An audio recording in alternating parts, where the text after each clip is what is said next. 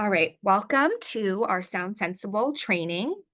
So today we are going to talk through what is Sound Sensible, the materials that you'll need to be able to teach it, the parts of our lesson, how to plan, and then we'll look at some of the resources to model. And depending on our time, I have two videos that we can watch snippets of. And if not, they will also be uploaded with this recording to Otis, or we can, I'll just send them right to those who are with us today in person.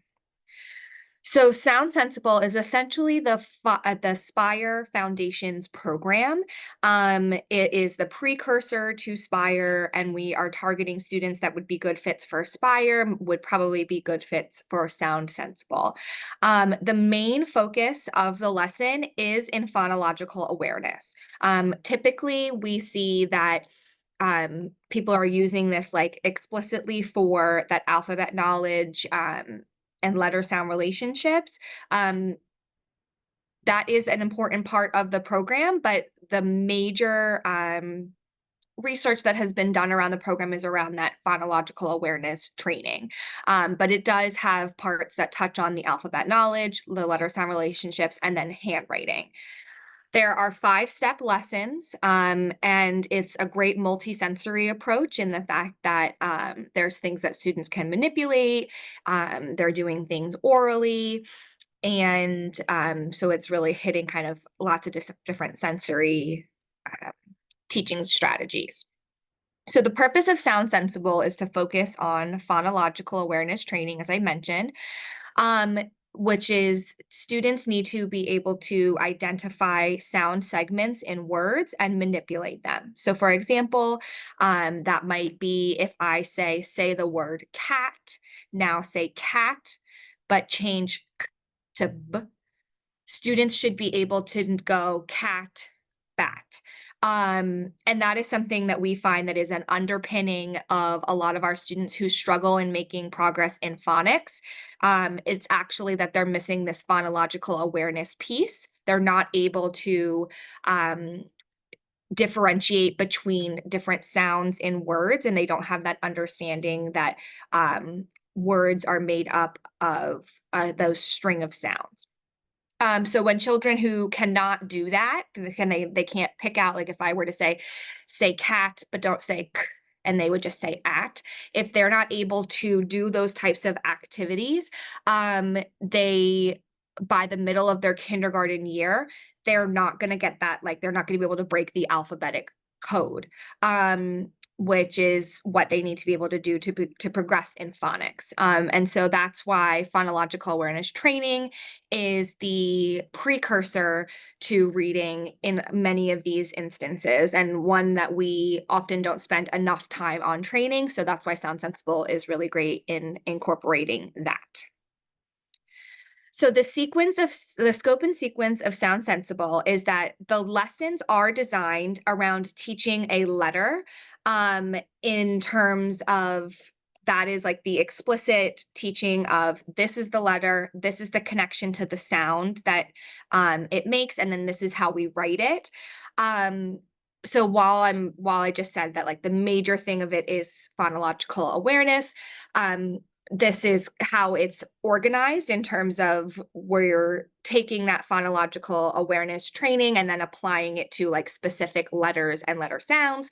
And the scope and sequence is meant to be designed in how students should learn the progression of the alphabet in terms of letters that are similar, letters that are said similarly. So we start with those stops, which are like the sounds that we stop. And then it goes on into some of like those speechy kind of words to describe the letters, the fricatives, the affricate, etc. Each lesson is designed around teaching the just the letter name and sound for the letter of the whatever the lesson is. When we get to lesson 11 and 12, that's where we start to do some training around identifying beginning sounds with just those taught letters. And then as we move into um, the other lessons, lesson 17 is where we introduce the only vowel that we talk about in Sound Sensible, which is the letter A, the short A sound. And then that is where also we now start to do some blending. So the first 16 lessons are really just focusing on single letters and their sounds, and then it moves into blending once we introduce the short A sound. And then, as you can see, it kind of goes into the other letters and more complex sounds for students. So the Sound Sensible kit, which I'll just stop sharing real quick so I can show it bigger in terms of, oh, of course it's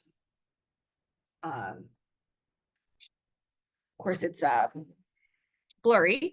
So the Sound Sensible kit is a box that you will get that has all the things that you need in it. The first is the teacher's guide, and that is like the most important thing for Sound Sensible. It has all of the lesson plans in it. It has all of the things. And again, sorry, it's blurry. I'll try to figure out how to take that setting off when I need to show you something in the book. But it has all of the lessons in it. It has all of the materials that you're going to need. It has all of the Blackline Masters, all of the assessments. So this is like, you can't teach without this. And as I said, the Blackline Masters are in the back. And then there are a variety of flashcards that you use for Sound Sensible, depending on what the activity is. And those are all within the box, and they're all color coded. And on the lid of the box, and I have a picture of it on a next slide, on the lid of the box is like a little key of like, these are the beginning, or the matching rhyme cards are purple or what have you. So that's nice if you're just looking really quick, like I need to grab these cards. At the top, you can see the list of the color coding there. The other things that are in there are a sound work mat and a rhyme mat, which is essentially a surface that to do some of the rhyming and sound work activities on. The indication from the program is that you would lay it out and then you would use the cards and put them on that specific mat. And I'll show you a picture of what those look like. I have seen teachers use the mat. I have seen teachers not use the mat, and then just do the activities like on the table. So that's kind of something that, given your space and your students, if that's a visual cue that you think that they need, then that is there for you. And then, but I've also seen like you can do the activities without that physical mat, because to be honest, the cards are bigger than the mat often. Like there's more cards than would fit on the mat. So sometimes it gets like a little cluttered looking, but your choice in terms of what you think your students need. The other thing that's in the kit is a traffic light handwriting chart. And again, I have a picture of that linked in another slide that we'll get to in a second, which is a laminated sheet that you are then able to model forming the letters on. And when we get to the parts of the lesson, that's a very explicit process where you are talking through what, like how you are forming the letter F, etc. And that is the instruction around the letter formation. And in terms of like the handwriting, they use a traffic light, which is the top light, or the top is red, middle is yellow, the bottom is green. They ask you to have students color code that on their own copy, so that when they're forming it, they see the distinction of red, yellow, green in terms of the spacing that they're supposed to have. And that is a lot of that language is cued in the script for the formation, which again is explicit within the teacher's guide. There's also some game cards. So they have Go Fish and a few other games that are built into the program. And it's really nice for Go Fish. They have 3 different levels. So working on the same skill, you can choose beginning, intermediate, or advanced based on the skills that your students are working on. There's also a mirror in there if you think that would be helpful for your students to see how they are forming the letters, and kind of have that like additional visual cue of what that should look like. There is the traffic light handwriting chart for the students. And there's one in here that is laminated that comes with the kit. And then you can either make copies from your Blackline Masters and laminate them or put them in sheet protectors or what have you. And then there's some bingo chips that are used for games and activities, which are again cued in the teacher's guide of when you would need them. So this is what the kit looks like, the box. The teacher's guide is like a large spiral book that has everything in it that you need. There is a student workbook, which we'll talk about in a little bit. That is not included in the kit. We do have some copies of it in the office, and I know I have had some teachers like just have one copy and then they're making copies for their kids. If we don't have like exactly enough for you. And so that is one way that you can do it. The other thing for the student workbook is that all of the things that are in the student workbook are also in the Blackline Masters in the back of the teacher guide. So if we don't have the student workbook, it's not like you're missing out on a resource for them. You would just have to copy from the Blackline Masters. The second picture right here is what the top of the box looks like. Like I said, all the color code of all the different cards. And this is an example of the cards look a little bit different right now because this was taken from a version second edition kit, this picture, but similar structure in terms of these are then what the cards look like. And like I said, those are all detailed in each lesson plan within the teacher guide, so that then you know what to grab in preparation for each lesson. Here is a picture of that larger red, yellow, green chart for writing for the teacher to model.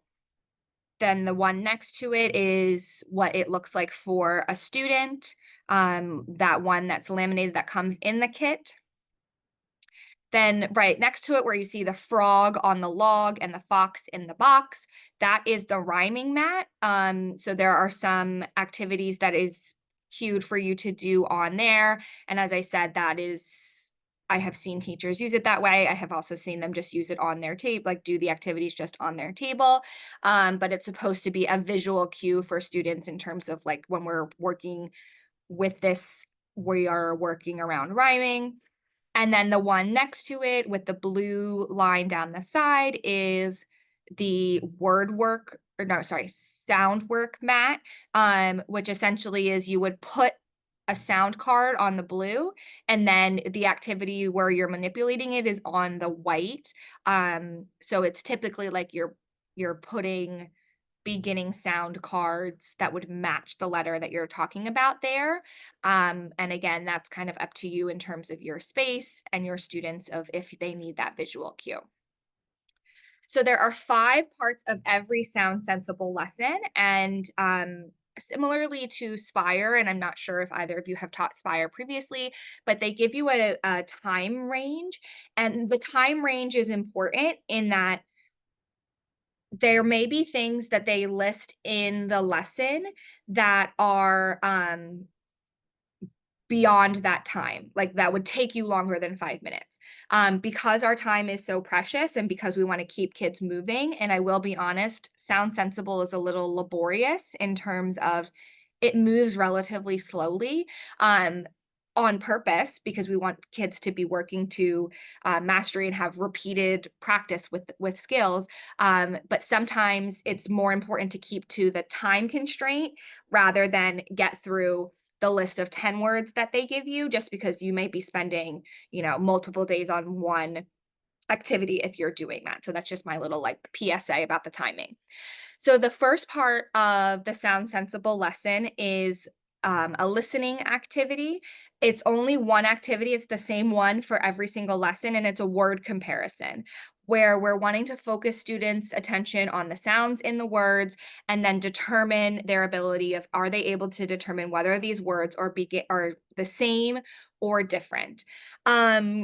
It says in the teacher guide that that might be something that needs to be explicitly taught. You know your students best in terms of do they understand that concept of same, different, and there's an idea for how to do that in the teacher guide where essentially you're just giving like known like showing known pictures and having them say same, different, etc. Just practicing prior to where you get there, to when you get there. And then essentially you would say, I'm just actually going to open up a lesson. So I would say, are these words the same? Dad, dat. And they would have to say same, meaning thumbs up, or different, meaning thumbs down. You can either do thumbs up, thumbs down based on your student's ability to make that gesture or understand that gesture. Within the Blackline Masters and within the student workbooks, there are pages that have a picture of a thumbs up and a picture of a thumbs down. So if it's easier for you to have students like hold up a little card that has thumbs up, thumbs down, or for them to choose a thumb up or thumb down, rather than making that signal, those are other ways that you can do that. Sometimes there are nonsense words included. So again, just depending on your students, if that's something that you think needs to be like explicitly pointed out, in terms of that a student is doesn't understand what nonsense words are, might just be something to kind of touch on. And then one thing that the teacher's guide does talk about is that periodically this may be a time where you're doing like a little bit of a read aloud, maybe of a poem or a nursery rhyme, to kind of get them in that like rhyming space and have them be able to um, listen, like work on some just hearing higher level text and some listening comprehension. So that is just a suggestion periodically, but within the lesson, it is always just listed as word comparison for step one. And it gives you 4 different word pairs that you would do that with. And it's kind of supposed to be just kind of like a quick warm up of warming up our ears to get started to be hearing different sounds in words. The next step is rhyming, which is a little bit of a longer chunk of the lesson. So again, we're training the student to hear and identify rhyming sounds and words. And there's 5 different activities that you may do during this time, which are presented in order of difficulty. And again, all of this is detailed in the teacher guide. So it's not like, oh, today I'm going to choose rhyme categorization. It's dependent on whatever is in the book. This is often where we are using our rhyming cards, or sometimes there are rhyming like icon sheets where you would cut out, there's a bear, there's a little picture of a bear, there's a little picture of a chair, or sorry, there's a bigger picture of a chair and there's a pear. And then I saw a teacher last week do a lesson where she was having the students say, oh, what is this rhyme? And she put the bear on the chair. So they said bear, chair. And then she had the bear holding the pear. And so she was making like visually the rhymes, and then they were coming up with what it was orally. And then students were able to make their own rhymes in terms of, she said, oh, what's a rhyme you could make with these 3 pictures? And they put the chair on top of the pear and they thought that was funny and what have you. So it's all detailed in the lesson. So one of them might be an introduction to rhyme, which we are working on. Are they able to identify rhymes? Matching rhymes is identify and matching rhyming words with pictures. The rhyme categorization is we're identifying which words that rhyme, and then we're looking at words that do not rhyme. So again, really focusing on training them to hear the onset, or I'm sorry, the rhyme of the word and whether or not they rhyme. The next one is onset rhyme, which is we are blending the beginning a sound of a word from its ending sound. And we're working on, like I said, identifying the onset of the word and its rhyme. So if we were working on the word cat, for them to be able to go at. One thing that I really like Sound Sensible that they suggest is that when you're doing onset rhyme, is that you teach it like you have your hand up with your thumb straight up, and you would go at. So that we're pointing out that the onset is this just that one initial sound, and then the rhyme is the rest of the sounds. And then rhyme providing is where you're giving them a word and they're coming up with words that rhyme. So, as I said, those are all detailed what you would need to do within the um, teacher guide. And the activities are presented so that they're like kind of staggered in terms of difficulty so that you're working through like the 5 activity cycle over several lessons. The third part of the lesson is segmentation, which is important for our students to develop those reading and written language skills, which is essentially that we are um, looking for differences between words in terms of if I say a sentence, we want students to understand that the sentence is made up of unique words. And then we get into smaller and smaller parts of sound. So first we're looking at if I say the cat ran, we want students to be able to understand that that's 3 separate words. Then we're moving into syllable segmentation. So if I say bathtub, what are the 2 parts? Bathtub. We're first starting with compound words, which are a little bit easier for students to hear the distinction between, and then moving into non-compound words. And then we get into word segmentation, which is picking out specific sounds in a word. So cat, at would be that higher level of segmentation. Similarly to part 2, there are 8 different activities that you can have students work through. And as I said before, these are detailed in each lesson, and they're ordered in the appropriate development stage.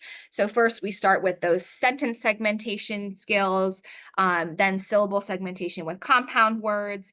Then we're doing syllable deletion with compound words. So if I say bathtub, now say bathtub, but don't say bath. What's left? Tub. So they need to know to just focus on one part of the multisyllabic word. Then we do similar activities with those non-compound words, so just regular multisyllabic words, which is a little bit harder for students to hear the difference between. Then we get into those phoneme segmentation activities. And then the last one, which is kind of cut off on here, talks about segmenting and then blending. So we first want to learn to like segment apart and then be able to put them back together to read the word. So that is part 3. Step 4 is where we focus on that letter of the lesson. And this is our like explicit phonics instruction in terms of we are making a connection between a letter and their sounds. So we look at 20 of our consonant sounds and the vowel A. The only consonant that they do not touch on is Q because the program does not address the vowel U. So that one is left until we get to SPIRE. Teacher-led, this is like teacher-led instruction. There's also games, but we're working on those visual, auditory, and kinesthetic activities. And as I said, that's all detailed in the lesson in the teacher's guide, which we will take a look at an example of what that looks like after this. Our initial focus is on those individual letters and sounds, but as I said, after lesson 17, where we introduce the vowel A, then we start to practice simple blending for CBC words. We learn each letter and its sound, and there's each letter comes with like a little icon card, or like a keyword card to help you you'll be talking a lot around, like, for example, for P, the picture is pat, and B is bat. And so you have pictures of like that visual of like P, then there's a picture of like somebody patting, I think, or I know the bat is definitely like a baseball guy. Um, and so then you have that visual cue. Um, so we have that for learning each letter and sound, and then we learn how to form the letter, which I said is like really explicit instruction. And again, it's in the teacher's guide of the wording, and we'll look at that in a second. But essentially, we're describing how to form the letter. We're modeling how to do that. Then we are having students practice, and then we are having them move into smaller and smaller lines as they get more proficient with forming the letters. So there's a few different sizes of the paper that you can use in terms of spacing. One that is like only has two on the whole sheet of paper, only has two lines, so that then they're much bigger for students to be able to practice. And then as they get more proficient in that, you can move to like smaller and smaller lines for them. And their ability to move to that smaller and smaller line is just the amount of practice that they're able to have. And we do focus on lowercase letters in this program, but in the appendix, there is some guidance on how to teach the uppercase letters as well. So if that's something that you're interested in or your students need, then that's something that you can certainly build in at another time, or in addition to the program. The last part of our lesson is dictation, which we only focus on single letter sounds, and then we get into single words, just CVC phonetic words that we know that we can make explicit connections between what we're hearing and what the letter is. So students repeat the known sound. So if we were working on B, we would say, I'm just going to pull up the lesson. All right, so this lesson that I'm looking at right here is for the letter D. So it says, what letter says D? Yes, D. Pick up your pencil and write D, saying its name as you write. So that is something that the SPIRE family of interventions is really focused on, in terms of that students, as they're writing, should also be saying it. So they should, if I'm writing on my paper, I'm saying D, again, to make that mind connection in terms of uh, what I'm writing, and then what I'm saying. There's typically 5 dictated sounds, and it'll be all sounds that you have previously been taught. So for example, at the beginning, the first lesson with P, like you just are dictating P 5 times, and then you get to B and you're now dictating P and B. So it can seem a little laborious, but that repetition is really important for students. When we get to lesson 17, when we introduce our short A, we are only dictating single consonant sounds, previously, but now we're able to dictate whole words. So because we have that short A, that is something that we're able to introduce. Once you are done the lesson or the dictation step, you would have students check their work, and they would put brackets around their errors. So the program says that they shouldn't erase them. Then that's kind of like a running record in terms of what they're making mistakes on. They put brackets around their errors. I've also seen teachers like use a marker, or like a flare pen for students to be able to make their corrections, and then students are the ones making the corrections.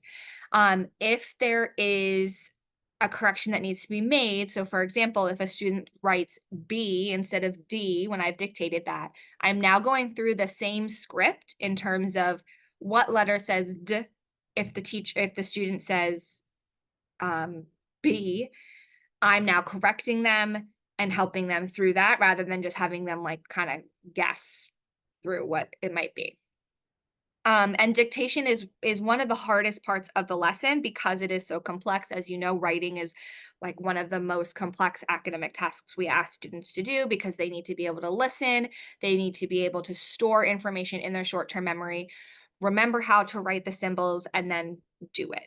So this is often one where we see students kind of struggle, and I think it's nice that the program starts with only single consonant sounds, so that they are able to really become more proficient in that skill rather than jumping right to words, which can be really difficult for kids. Also, at the end of each lesson, there's a lesson wrap up where there are guidance for the teacher about what you should do in terms of, are we moving to another lesson? Are we moving on to the next concept, or are we giving an assessment? So as I said, that's all detailed in the teacher guide of what you should do when you get to there. In terms of planning for Sound Sensible, per the program, they are designed to be up to an hour. We know that that's not realistic. So 45 minutes to an hour is like if we were doing an entire lesson, that's how long we could get through it. But essentially, we know that's not realistic. That's also not really realistic for many of our kids' attention spans. So teaching it in 30-minute blocks over 2 days, where first day one, we would teach steps 1 through 3, which is all of that like phonological awareness training. Day 2, we would teach steps 4 and 5, which is that really explicit letter sound knowledge training. And then we would continue that on. So essentially, if we were looking at a 5-day week, we would do Monday and Tuesday, we would do a lesson over those 2 days. Wednesday and Thursday, do a lesson over those 2 days, and then continue on. All of the concepts, which essentially a concept equals a letter, require 1 introductory lesson and at least 1 reinforcing lesson. So there are 2 reinforcing lessons there.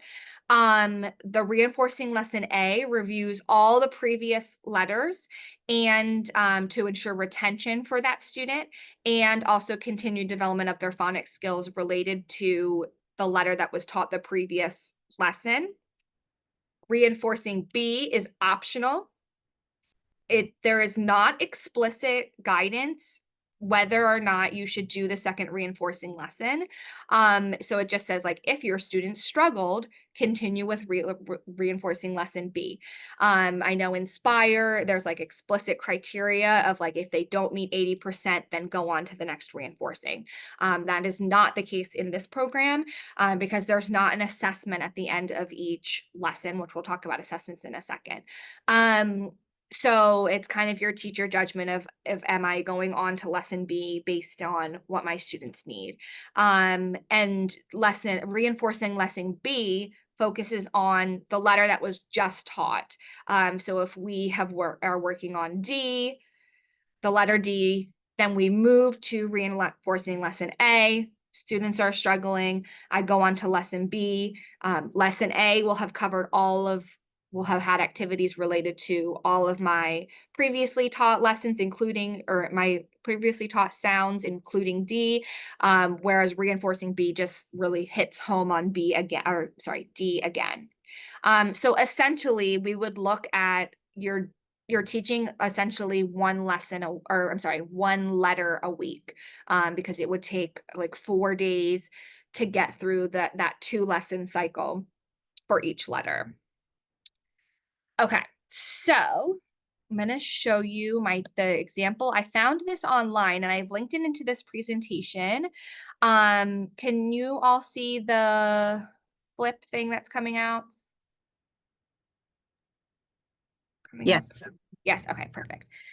All right, well, hopefully it is coming up. Let's see. Oh, here we go. Okay, so I found this online when I was making this presentation. And so this is a flip book of the entire teacher's guide. Get to the beginning so we can.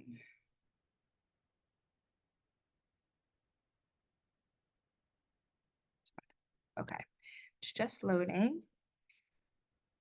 So this might be really great if you don't want to lug around your teacher's guide, or if you just need to look something up about a specific lesson. I didn't do like a full-on comparison of all 500 pages in terms of, is it like, word for word exact? I'm assuming it is, looking at what the file is. But I don't know why this isn't going.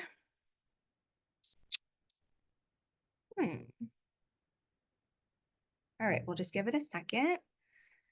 While this is loading, does anybody who's with us today have any questions, concerns, wonderings? Okay, then we'll go over this. So this, like I said, is what the teacher guide looks like. So I have my like bound version of it right here. And this looks like the exact same thing. So we'll just talk through what a lesson looks like. Oh my goodness, this. Guess I should have stayed on the pages that were already there. Okay. So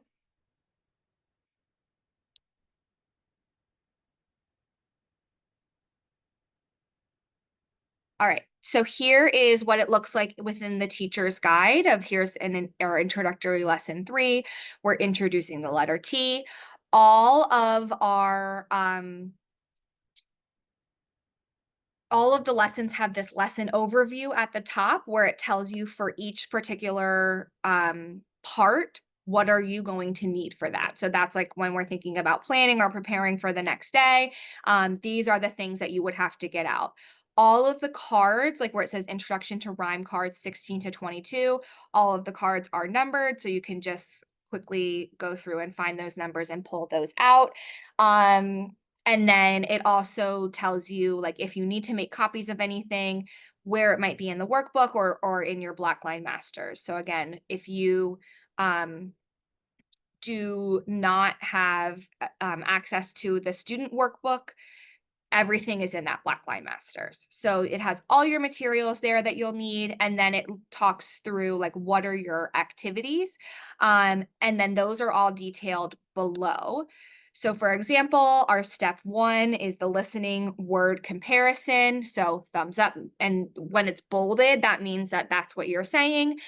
So thumbs up means that the sounds you hear are the same. Show me your thumbs up. Thumbs down means that the sounds you hear are not the same. The sounds are different. Show me your thumbs down.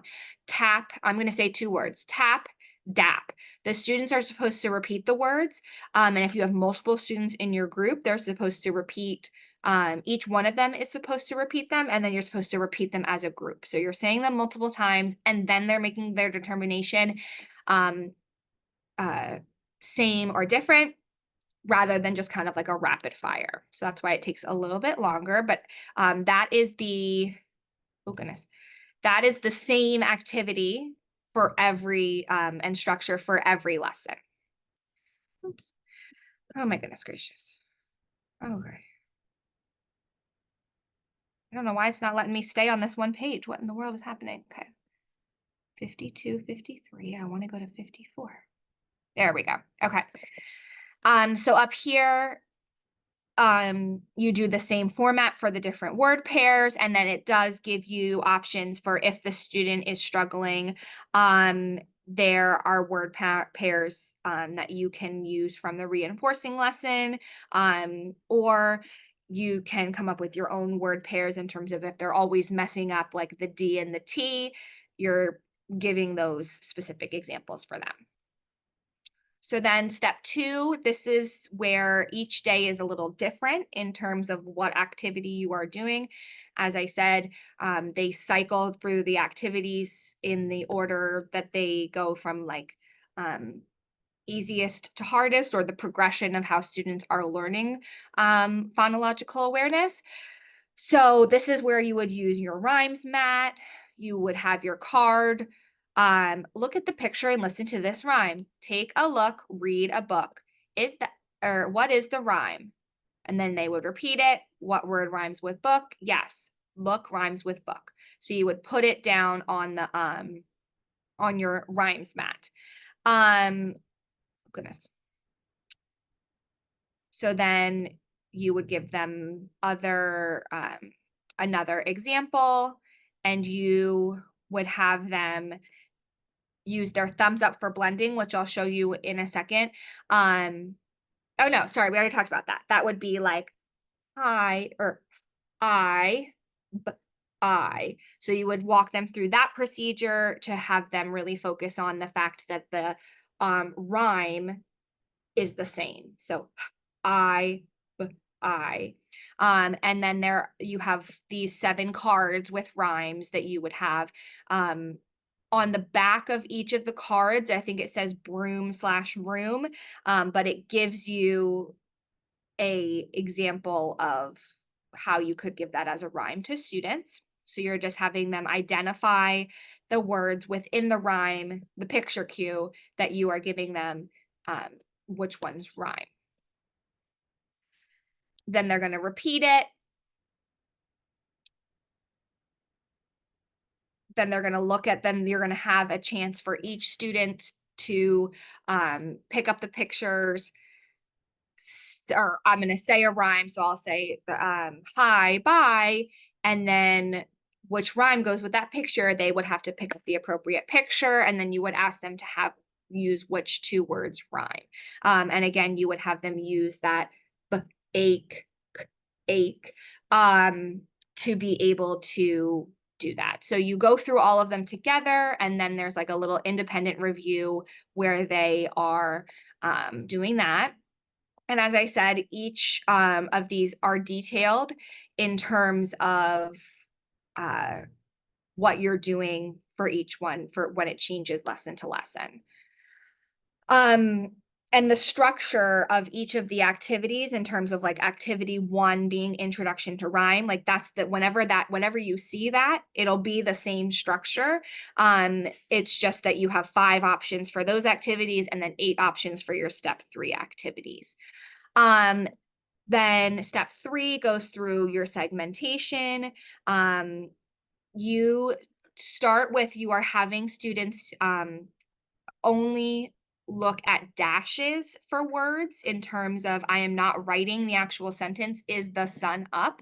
I'm just putting dashes, or for is the sun up? And then I'm having students practice mapping what they're hearing onto a dash. So we're having them circle the dash for the word is, circle the dash for the word sun, etc. And then you would have students also make dashes for their own words. Another way that you could do that is you could use your bingo chips, or you could use Post-it notes, and you could have students put out chips or Post-it notes for each word, and then you're saying, touch the Post-it for sun, etc. So that is segmenting. All right. And then step 4, we get into the phoneme graphing relationship. So for each introductory lesson, you're going to do this structure of introducing a letter, showing them the phonogram card, which that is the card. Oh no, sorry, that's just a letter card for you. And so you're going to say letter name, keyword, sound, repeat that over and over. One thing that they're noting in here is just to be very mindful of, especially for those stops that are the glides, that we're not going to, that we're teaching students to kind of cut it off, to stop it, where we're just saying t rather than TUH, which is often hard when we're saying it quickly for students to be able to do. So then essentially, as I said, you just follow the structure of the activities that are listed there. For the beginning sounds, you usually have pictures that go along with them. So again, everything for this is really focusing on like that phonological awareness of them picking out the sound that they're hearing rather than reading it. So we run through what are each of these.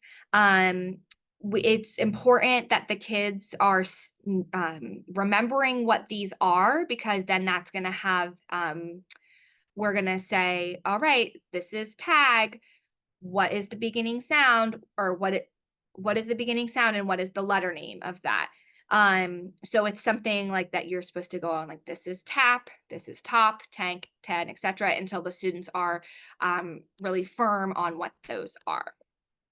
The next, the keyword card is that little, I'll show you an example of when we, in the next page, but the keyword card is where we are having the picture of the letter. So it says it has the letter at the top, and then it has the picture that goes with the keyword, and it has the keyword. There are two different versions of this. One is like a big full page for teachers to post if you have the space for that, or if you want to make a little book. Another option is that they have like little icon cards that you can use with students that I've seen teachers print out, or um, and then have students color like as a fun activity, so that then they have their own little set of keyword cards for practice. So just kind of dependent on what you want to do. And then we are using that to signal if I'm giving a word. So did pan begin with t as in tap? And if it did, they're holding up the keyword card. If it didn't, they're not holding up anything. So again, just kind of that like kinesthetic process, and another visual cue for students to be reminded of that letter sound. And then here is the explicit structure of how you are going to print your letters. So as I said, it's very detailed in terms of um, these are the lines that we will use to how to print the letter. The letter T begins at the red line. So I'm pulling it down, pull straight down to the green line and stop, pick up my marker and cross the yellow line. So that is also important, is that if you are having students do this on their own dictation papers, having them take a marker or a crayon or a colored pencil and highlighting the lines so that it's the red, yellow, green, and they have that visual cue are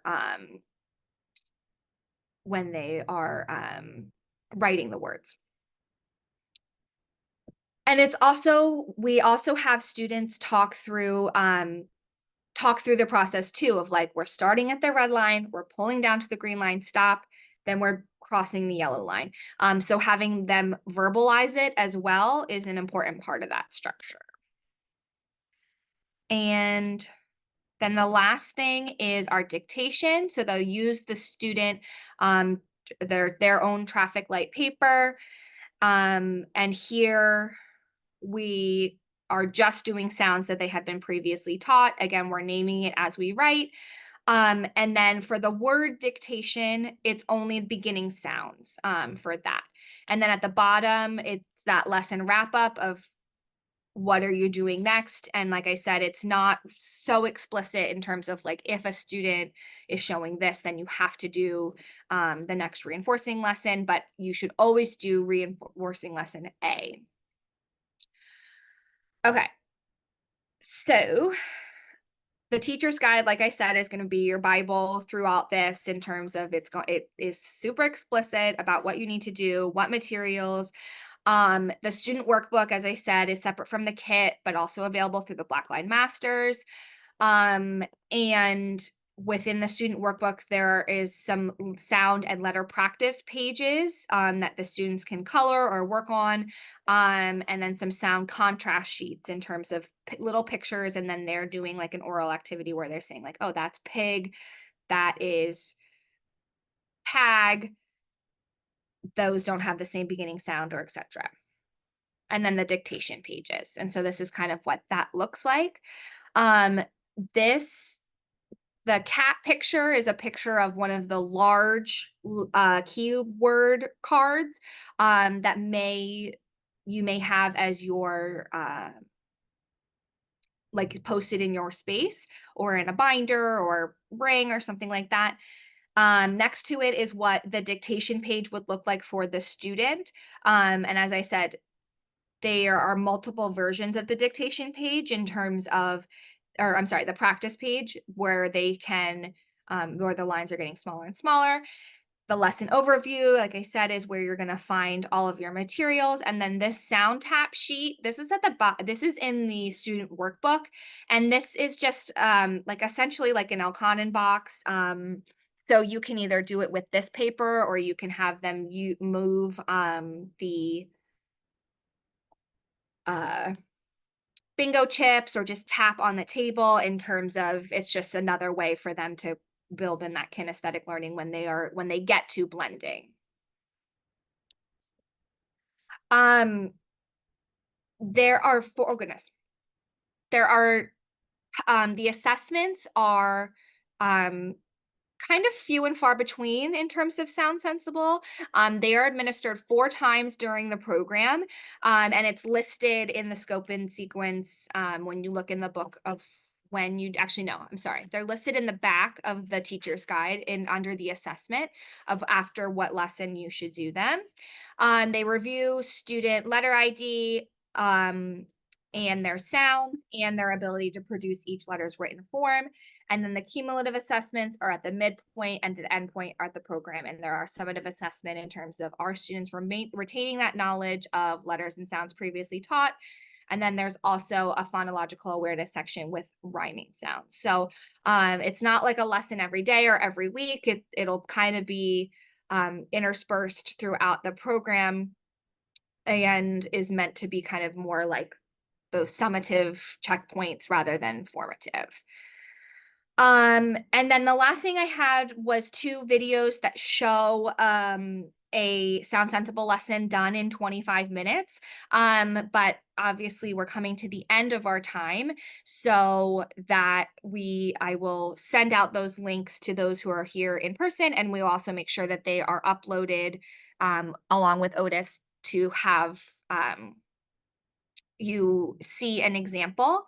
And then the other thing I also wanted to show is that I showed you, this is the link to the virtual version of the teacher's guide. And then there's also a virtual version to the student workbook. So if you are wanting to figure out a way to print it, I think it says download. So I don't, wait, this.